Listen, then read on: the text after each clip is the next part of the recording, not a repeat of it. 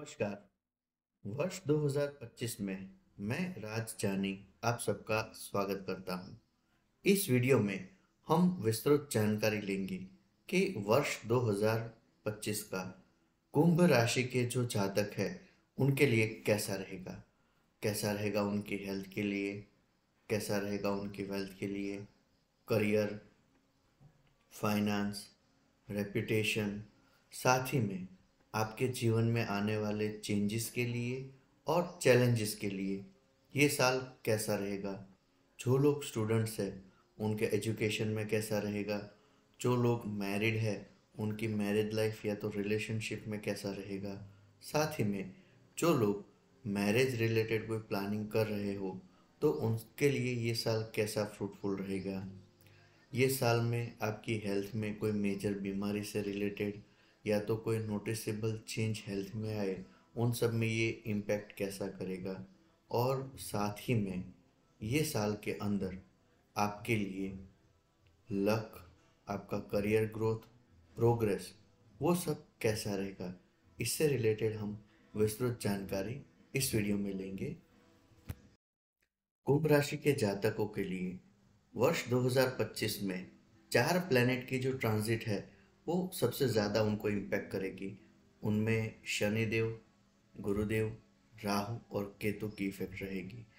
तो सबसे पहले हम देखें तो शनिदेव, जो कि अब तक अपनी खुद की राशि या तो फिर आपकी राशि में अब तक ट्रांजिट कर रहे थे, वो 29 मार्च को अपनी राशि चेंज करके आपकी कुंडली में द्वितीय स्थान में जाएंगे। तो अब तक पिछले 2 सवा 2 सालों से शनिदेव की वजह से आपको हेल्थ में जो जो दिक्कतें आना, साथ ही में फैमिली में खास करके स्पाउस के साथ के रिलेशनशिप में, और उसके अलावा करियर में पेरेंट्स की हेल्थ को लेके जो भी चैलेंजेस आ रहे थे, उसमें शनिदेव की ट्रांजिट के बाद आपको धीरे धीरे बेटरमेंट फील करना चालू हो जाएगा। तो शनिदेव 29 मार्च को आपके धन स्थान में आएंगे, तो उससे ये चीज़ पॉसिबल है कि कहीं पे आपके पैसे ब्लॉक हुए हो वो धीरे धीरे रिजॉल्व होना चालू हो जाए इस ईयर के एंडिंग पोर्शन में। साथ ही में अगर आप प्रॉपर्टी में या व्हीकल में कुछ इन्वेस्ट करना चाहो तो ये पर्टिकुलर टाइम आपके लिए ज़्यादा फ्रूटफुल रहेगा। उसके अलावा शनिदेव जो है वो आपके 11th हाउस को भी दृष्टि करेंगे, तो उसमें आपको कोई भी फ्रेंड सर्कल में पैसे की वजह से रिलेशनशिप ना बिगड़े उसका ध्यान रखना है, या तो किसी को इस पर्टिकुलर टाइम पे उधार पैसे आपको देने नहीं है, ये चीज़ आपको खास ध्यान रखनी है। शनिदेव के बाद जो दूसरी मेजर इम्पैक्ट ट्रांजिट वाइज हम देखें तो वो रहेगी गुरुदेव की। गुरुदेव 14 मई 2025 तक वृषभ राशि शुक्र की राशि में ट्रांजिट करेंगे, और उसके बाद 14 मई 2025 को उनकी जो ट्रांजिट होगी वो रहेगी मिथुन राशि में, जो आपका पंचम भाव रहेगा। तो सबसे पहले देखते हैं कि 14 मई तक जो लोगों को लीगल मैटर या तो फिर कोई कोर्ट केस की बात चल रही हो या तो कोई फैमिली में रिजोल्यूशन लाने का ट्राई कर रहे हो, तो आपके लिए ये पर्टिकुलर पीरियड ऐसा है कि जो आपको फेवर देगा। उसके बाद शायद लीगल मैटर में आपको प्रॉब्लम हो सकती है, तो उससे पहले सॉल्यूशन कर देना है। जो लोग करियर में ज़्यादा हार्डवर्क और एफर्ट्स डाल रहे हैं उनके लिए प्रमोशन के भी चांसेस ये पीरियड के अंदर ज़्यादा रहेंगे। और जिन लोगों को फैमिली वाइज प्रॉपर्टी डिस्ट्रीब्यूशन की बात चल रही हो या तो फिर फैमिली से कुछ पैसे मिलने की बात चल रही है, ऐसे लोगों के लिए भी 14 मई से पहले का टाइम ज़्यादा फ्रूटफुल रहेगा। उसके बाद का जो पीरियड है वो स्टूडेंट्स को, आपके भाग्य को और आपके रिलेशनशिप को और आपके कॉन्फिडेंस को इम्पैक्ट करेगा। तो वन बाय वन देखें तो आपको आपका वेट ज़्यादा बढ़े नहीं या तो वेट में फ्लक्चुएशन ना आए, उसका ध्यान मई महीने के बाद ज़्यादा कॉशियसली रखना पड़ेगा।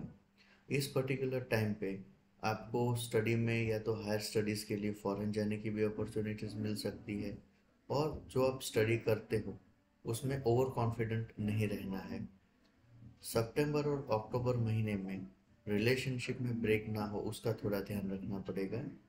ये पर्टिकुलर टाइम आपके लिए स्पिरिचुअल जर्नी को ज़्यादा रिप्रेजेंट करता है, तो आप अपने आप को स्पिरिचुअल पाथ पे आप ले जा सकते हो।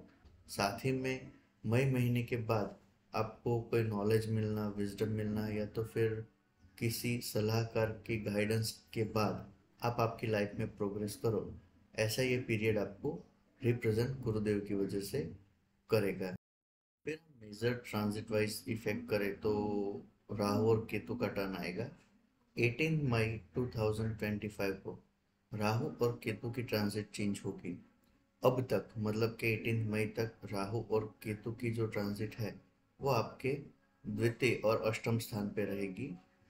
केतु जो है वो आपको कहीं ना कहीं अपनी कन्या राशि से सिंह राशि में ट्रांजिट लेकर जाएंगे, और राहु जो है वो मीन राशि से कुंभ राशि मतलब कि आपके फर्स्ट हाउस में जाएंगे। तो बिफोर 18 मई आपको सेकंड हाउस में जब राहु और केतु का जो इम्पैक्ट रहेगा, तो इस पर्टिकुलर टाइम पे पैसे ब्लॉक हो जाना, या तो किसी को उधार दिए हुए वापस ना आना, या तो कहीं ना कहीं आपके स्टॉक मार्केट का पोर्टफोलियो भी वीक फील करना, ये चीज़ें आपको इम्पैक्ट करेगा।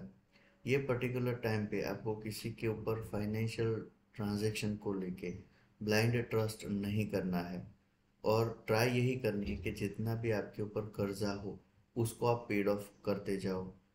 ये टाइम पे आपको बोलने की वजह से आपके रिलेशनशिप ना बिगड़े, उसका खास ध्यान रखना है।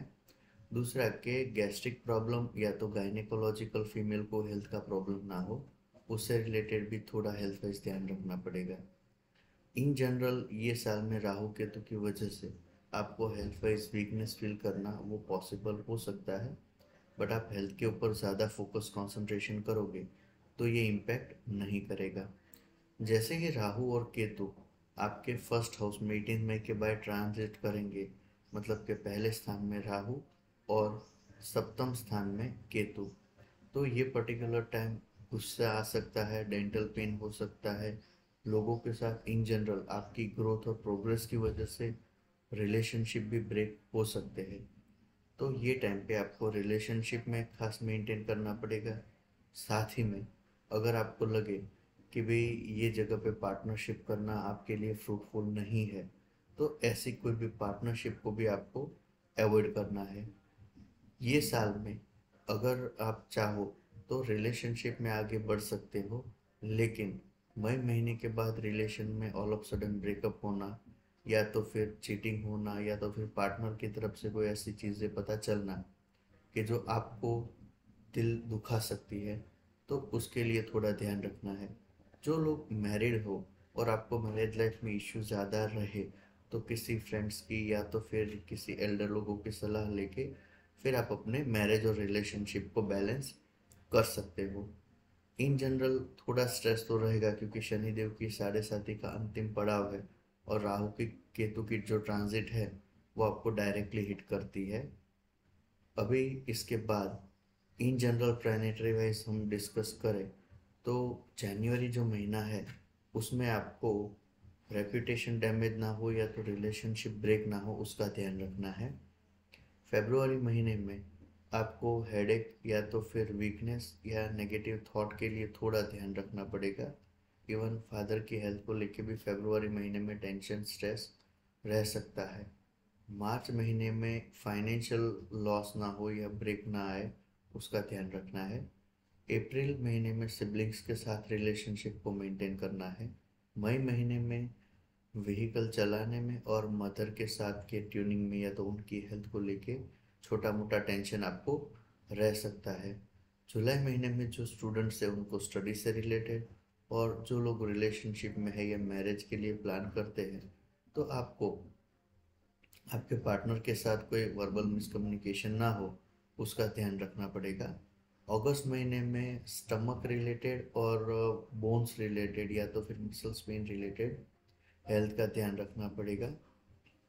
सितंबर महीने में आप कुछ नया पार्टनरशिप का प्लान कर सकते हो या कुछ नए इनिशिएटिव कर सकते हो, तो ये टाइम आपके लिए इन जनरल अच्छा रहेगा।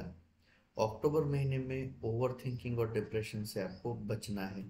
खास करके दिवाली के आसपास का टाइम आपके लिए या तो परिवार में रिलेशनशिप को लेके आपको डिप्रेशन दे सकता है और हेल्थ वाइज वीकनेस या नेगेटिव थॉट्स दे सकता है, तो उसका थोड़ा ध्यान रखना पड़ेगा।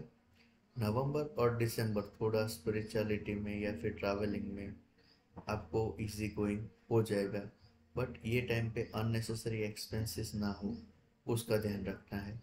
ये रहा इन जनरल कुंभ राशि के जो जातक है उनका ओवरऑल डिस्कशन। आशा करता हूँ कि ये पूरा साल आपके लिए और आपके परिवार के लिए अच्छा रहे।